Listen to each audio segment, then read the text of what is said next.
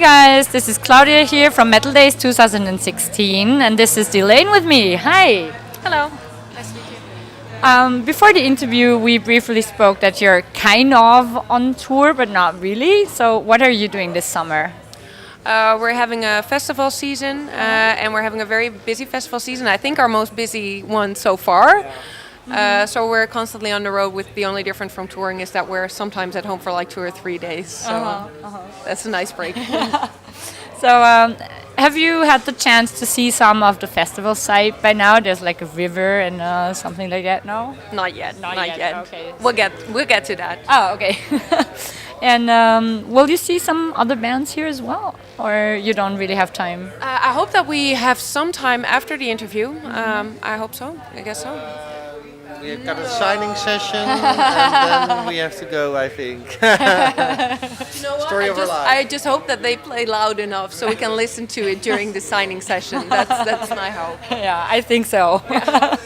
I do. So when what I'm driving at really is a lot of young bands starting out. You know, they imagine that you come somewhere and you play your gig and then you're done. You just go to the next show, or you can enjoy yourself, have a lot of time. But it's like the working routine is different from that, right? So what was your experience in the beginning when you started with the music? Do you want to take that one?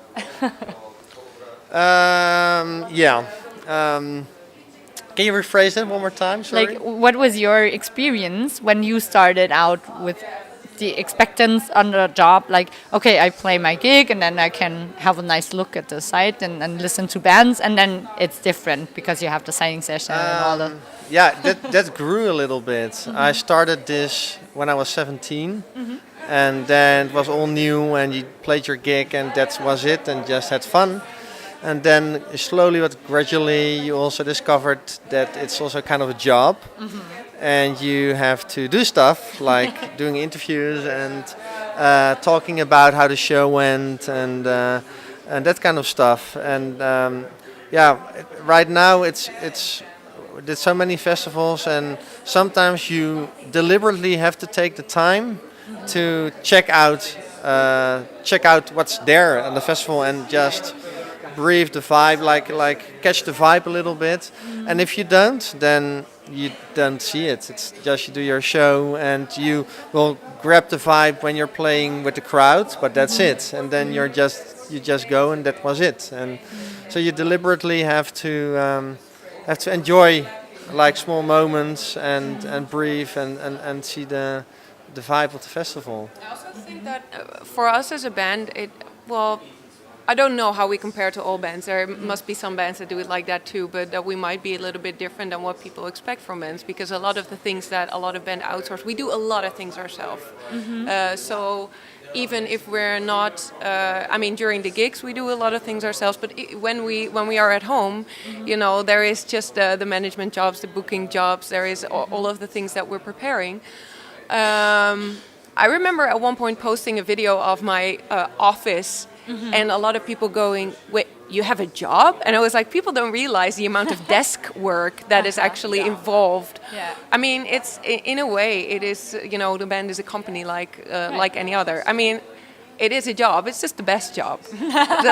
That's the difference. Right. And the other thing is, you work with a lot of different people. We got a manager, we got a booking agent, but you have to communicate to each other and make your plans. And indeed, sometimes to me it feels more like an office job than being a musician, which sometimes is really annoying actually, because you started this by making music, and at a certain point you are more being a manager, you know, and yeah, I think you have to always keep in touch with your creativity, and you can be creative in making music, but you can also be creative in everything around it as a band. And I think that's actually the thing which can distinguish you nowadays. When you see what means you have to your disposal to do stuff and to reach your fans and make special moments, and you have to think of creative ideas and make things possible. And that's the difference with the earlier days when you could just only be in the studio and write, and that's it. Yeah, times have changed. When you're writing, then is there always this second thought about the artistic work that goes with it? Like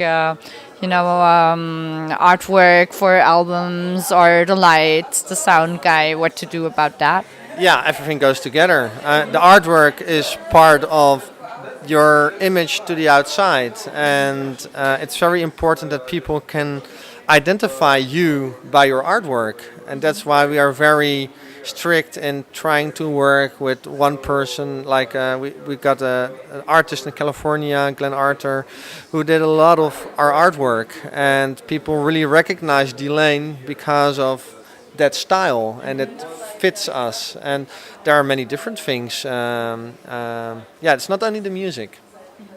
Also, now that we're playing a lot more live, it's not that it guides the entire process, but a lot of times when we'll be working on a part, you'll get this click that you can imagine and envision how it will work when you look live. And if you can imagine that it's a really interactive moment, that will be a reason for us to say already in the writing phase, like, okay, we've got to make this longer because people will want to do, Yeah. So it's not always the leading factor, but it's definitely become a more important thing now that we've been playing more and more and more.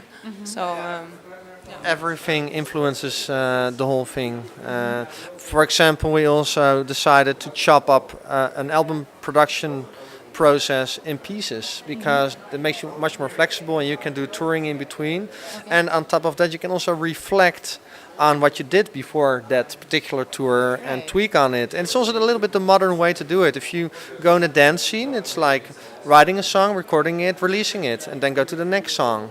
And that's a totally different approach than write all the songs, record everything in one chunk. Of course, that's efficient, but on the other hand, it's not, because you have less time to reflect and think about what you have and things what work and what doesn't work. So you're not the type of band to go into the studio and close yourself in for like 4 weeks and you live together and then the album is out, but you do it in pieces. We've never had that much time off from touring to be able to do that, which is a champagne problem. I mean, that's a total luxury.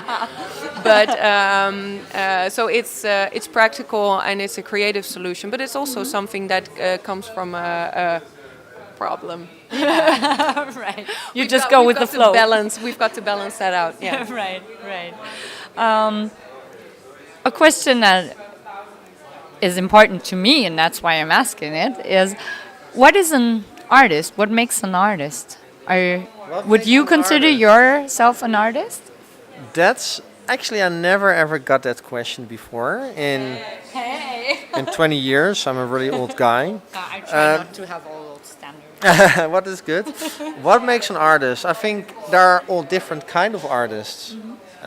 So you can be an artist in writing music, that makes you an artist, or you can be an artist in having charisma on stage and just playing with your crowd, that can be an artist. There are a lot of different kind of artists, I think, and if I consider myself an artist, well, yes and no. Why not? You sleep and you wake up with your music, whether it is the planning or whether it is the songs. I know that you, just from knowing you for the last 10 years, it's a passion and a drive that you cannot. Yeah, but it's like, hey, I'm an artist. No, I'm a musician. I'm a musician, and I love my job. And does that make you an artist? I think that's for the people to decide if you're an artist or not, actually. Or is it because of what you're doing? There is no answer to the question, really. No universal. That you're in the bubble, you mean? Yeah, could be. I don't know. I never considered myself an artist in an artist way. I considered myself a musician. Yeah. So you're more, connected to the world, sort of. Is that your idea? Perhaps it's a little bit in the Dutch culture, like be normal and don't be like an American way would be I'm fantastic, I'm an artist, I'm really special, Okay. That's kind of, I don't like that. You don't consider it just like a label, like somebody is a mechanic and you're an artist, but you consider it as like an artist a is not high a job. value thing. An artist is not a job, a musician is, I think. Okay. It's not like, what's your profession? I'm an artist. No, you're a musician, or you can also be an artist when you paint. then you're also an artist. So it's you're a creative person making your money out of it. Or yeah, on the other hand, having charisma and being on stage and being an entertainer is also an artist. It's just too much. It's a broad term. Yes, a very broad term. Yeah. There is this thing in the Netherlands, especially, like there is a certain elitism that goes with the term artist. Ah, interesting. Like, and also when people are talking about art, like a lot of people would say, well, this is art and that is not art. I think that I would say that, you know, what we're doing is art and that I am an artist, but only because I still think that you can be a bad artist. Okay. You know, I don't think that something, because it is art, it is necessarily high or big or elite or I think that it is a job like any other, and I don't think that. For example, some people say, you know, that oil painting, that is art, but if someone's illustrating on a computer, that's not art. I don't think that you can separate it like that. You know, it is, art is the form of expression, and it can still be bad, it can still be shit, but it's I think that it is the effort and the creative way to put a message out there. I do think that makes it art, and people who think that the only art that is art is what is in museums, I just don't agree to that. I think that if you run by something like graffiti and it's very good, that's art. And if you have someone who's making music in their attic that no one will ever listen to, that's art too. But that's exactly, it's the elitism. That's the thing what's bugging me with it. Ah, okay. Yeah, that's it. Yeah. So if it wasn't for the elite, you know, it could probably still be art you're doing if it wasn't for the snobism. Exactly. Yes, exactly. Okay. Exactly. And there's a lot about talking about values these days, you know, what is important in life, how to work with each other, cooperate, what to do, what not to do. What do you feel like in your personal life and in your professional life about that?